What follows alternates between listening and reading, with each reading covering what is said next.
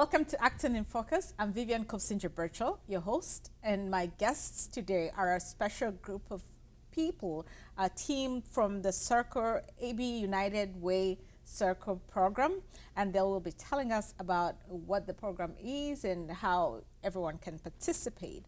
But to start, could you kindly introduce yourselves, your names, and what role you play at the Acton-Boxborough United Way Circle program? Okay.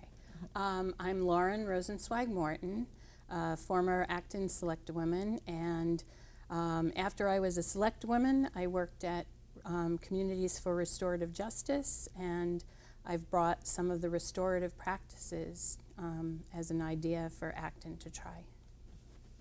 And I'm Leslie May-Chibani. I'm the Assistant Director at Minuteman Senior Services, and we have participated with the Acton-Boxborough Racial Justice Coalition, and so one of the initiatives was the Community Building Circle, and so very interested in that with promoting the work we're doing within our agency, within our communities, and so wanted to be trained and participate in that.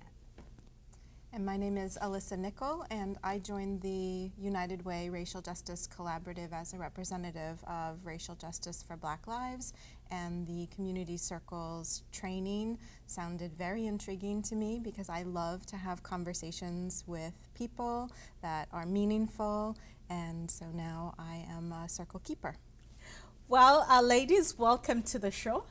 And I guess to kick us off, what is this circle program?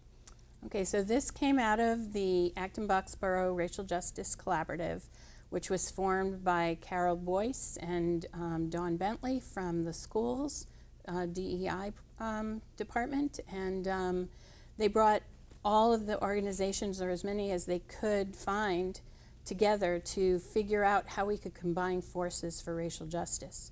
And so they I'm there as a representative of restorative justice, and I suggested this circle program to get people to have conversations in a way that felt comfortable, because racial justice conversations can be very, very difficult, very emotional. And this was a way that I had learned that I thought would be nice to bring. And we were fortunate that Greet, the executive director of ABUW, could write a grant and get funding. So we're very grateful to Greet, and she really rolled her sleeves up to make this possible. So thanks to her. Right. I should have actually started with a disclaimer that I am on the board of directors for the Acton-Boxborough United Way. And of course, as a board member, it just fills my heart with joy to see efforts for rebuilding community trust, community belonging, and conversations in our town, and not just our town, in our neighborhood, Commonwealth. I think this is something that, based on the introduction you've given, that we could potentially roll out to the rest of the state, so that we bring our communities together. And with that said, what has been your experience with the community circles as trainers? Both, Sure. Yeah. So as we were saying, that beginning part was to go to the training, and one of the first things we did was go and experience a circle. So then we could go into the training on learning how to be a circle keeper. And I must say, I'm one of those folks who wants to kind of dive in and let's just get to it and get to goal and make change, and let's just end all the hurt and move on. And one of the most powerful things I really learned through the circle experience was the importance of first creating a safe space and trust, so that people could share, and then as you build that, get further into the depth of real stories and more of the emotional, in-depth, realness, mm-hmm. right? But the main thing for me was, I guess, just you learn and see that connection of humanity from everyone's stories. That's, to me, what came forward. And Alyssa?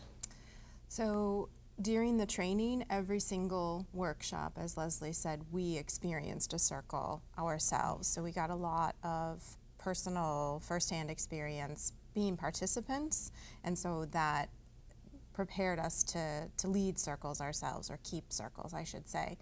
And the practices based in restorative justice, as Lauren was mentioning, and restorative justice has a lot to do with building relationships. So when you're in conversation in this structured way with community members, you get to know them, you share your own experiences, and that builds relationships. And when you know people better, then when conflict arises, it's much easier to get through that conflict with a satisfactory result for everyone, because you have opened up the humanity of everyone, and so you realize how much you have in common with the people that you're in conflict with, and you can find common ground. Right. And restorative justice is something I grew up with in my homeland, Uganda, and my mother was a mediator in our community. So this is something that I'm proud to see happening here. But of course, the way it's done is might be slightly different from the current community circles. And earlier you mentioned about setting the pace for these conversations. So how do you set that pace, and could we demonstrate how you begin this conversation? Sure. Well, first I want to qualify that these practices did come out of the practices of indigenous people, native people, from all over the world, actually.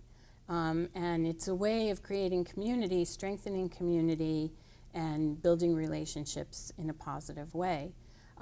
It was adapted by a group that came out of the restorative justice, and it basically taught us what to do before there's conflict. So restorative justice is what you do after there's been a harm.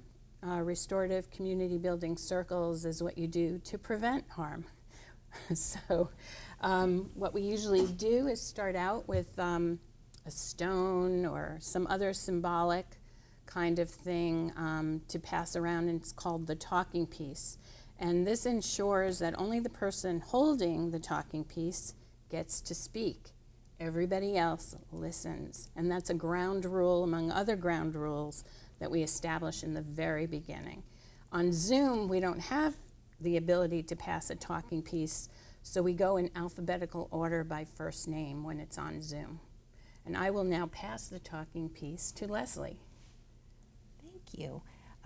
So one of the things that came from the experience of the circle for myself and some of the participants that we've had in the circles is that everyone gets a turn. Everyone knows they're going to get a turn to speak.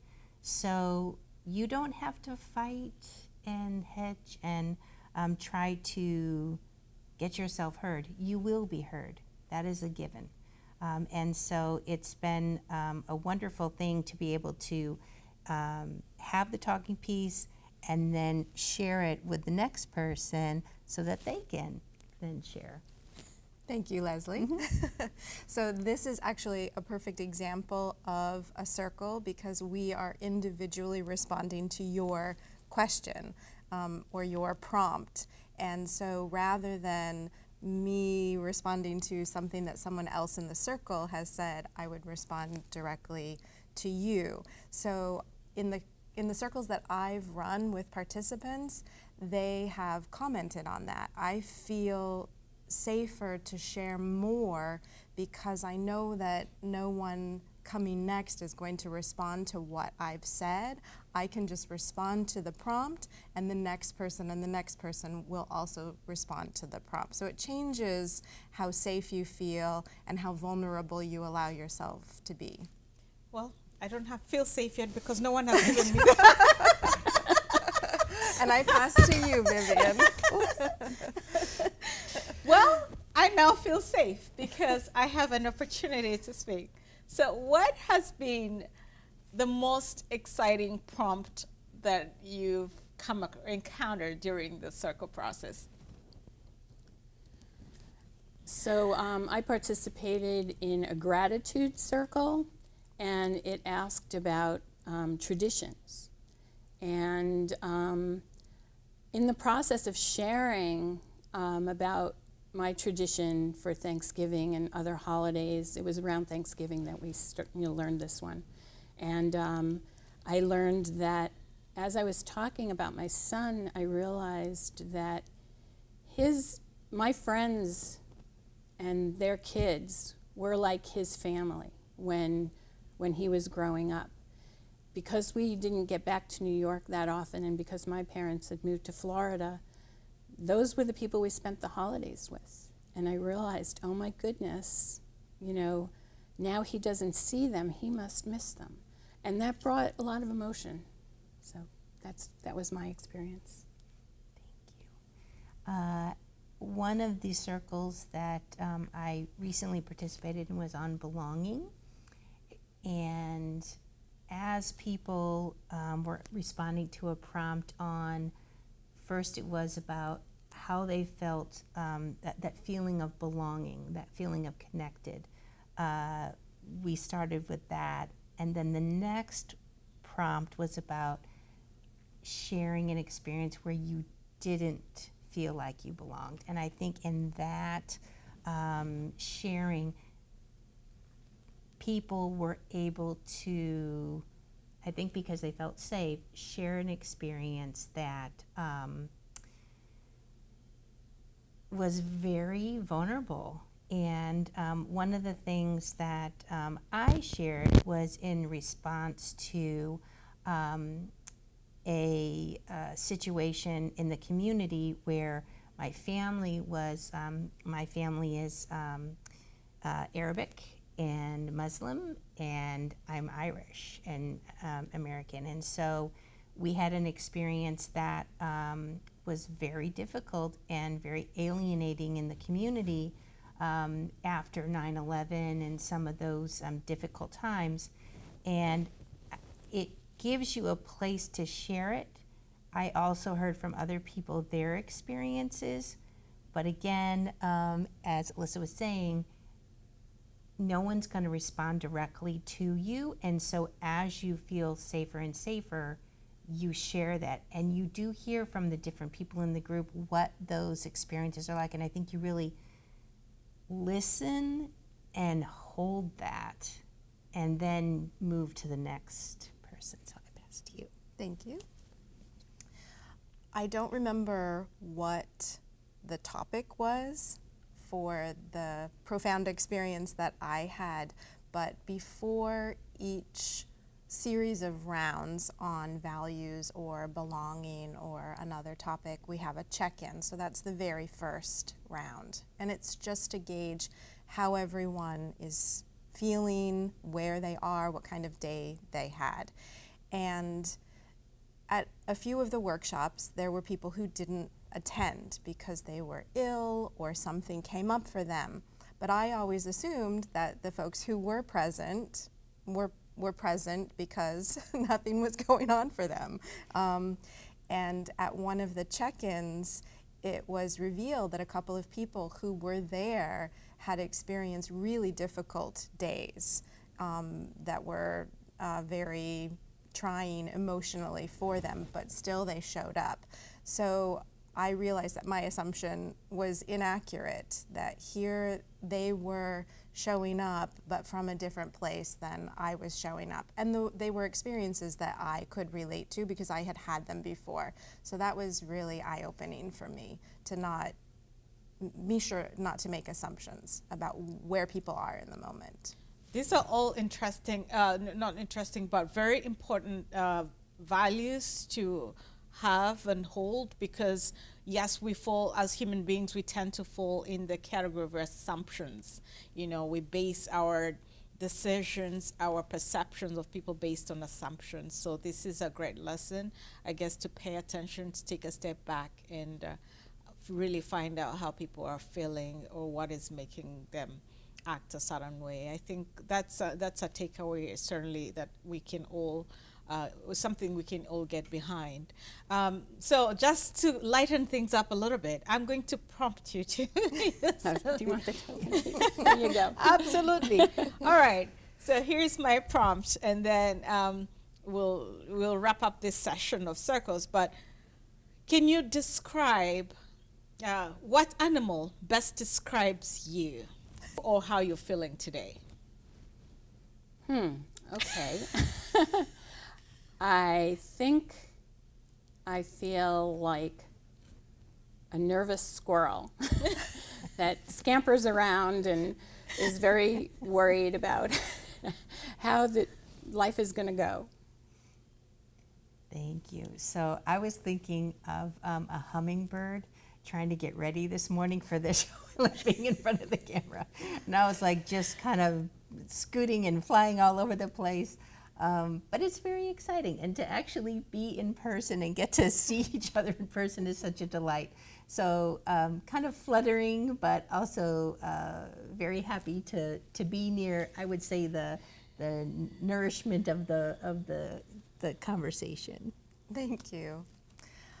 The first animal that popped into my mind was a horse because I'm feeling like there's a lot of work for me to do, a lot of work that I'm currently engaged in, and I'm also feeling that I'm inside the paddock running around anxious to have the gate open, and that might have something to do with me being anxious for springtime. All right. Well, I'm sure you're you're wondering what animal I have in mind. Sure. I shouldn't have asked this question. No, I can't. But anyway, I think I am a cob. Do you know a cob? It's like an antelope, but so it's found in the savannas in at least in my country, and yeah, I'm a lot. That's the word. The cob is always a lot. So. That's great. So anyway, with that, is there anything that you would like to tell our viewers about the Circle system and the Circle program? How can they learn about the program? How can they participate? Starting with Lauren. Okay. We've trained about 14 keepers to voluntarily run these circles, and we are willing to go out to your neighborhood, to any group you belong to bring a couple of friends together, to do this process, which is really first of all, it's confidential, so anything that's shared in the circle, other than what you say yourself, cannot be shared with anyone else. So it's a really great opportunity to have conversations, get to know one another, and it is fun. It can be as light or as heavy as you want. So, we hope that people will reach out to us. The email address is circles@abuw.org. And I will share that Minuteman, myself, and Rajiv, who's also with the ABUW Circle Keepers, we have a circle that is scheduled for March 29th in person. It's our first circle in person at the Acton Council on Aging Center, and it's going to be at 6 at night. And so usually the circles are up to about 12 people, and you really have an opportunity to get to know folks in a deeper way. And after the hour that you spend together, at least what my experience has been and what others have shared, I think, is that you do feel a closeness. And I think after the pandemic especially, it's a wonderful time to come together and just really connect and have it be meaningful, not just, sometimes you can sit down and just kind of have a conversation or chit chat, but you don't get a real sense of who each other are. And this gives you that opportunity. So you're welcome to join, and you can either go to the Acton Council on Aging or to the ABUW Circles to sign up. So thank you. I would say to the community members, do this, sign up, reach out to AB United Way. The participants that we've worked with so far have given a lot of positive feedback. They find the experience rewarding, meaningful, powerful, worthwhile, valuable, and fun too. For an organization, when they participate in the circle, they get to know other members of their organization in a different way, because when they're together doing their work, there isn't a lot of time for that personal connection. So the greatest thing about this is that it's free. You can have a keeper come to your organization, or just a group in your neighborhood, friends and family, at no cost to you. Well, this is exciting. I've actually participated in one of the circles, and with that said, ladies, I wanted to say thank you so much for the dedication toward rebuilding our community and strengthening relationships in our community. Whatever we can do as ActonTV to partner in this process, we are very excited, and we'll work with you. And with that, thank you, our viewers, for watching Acton in this special edition of Acton in Focus. Thanks for watching. Till next time.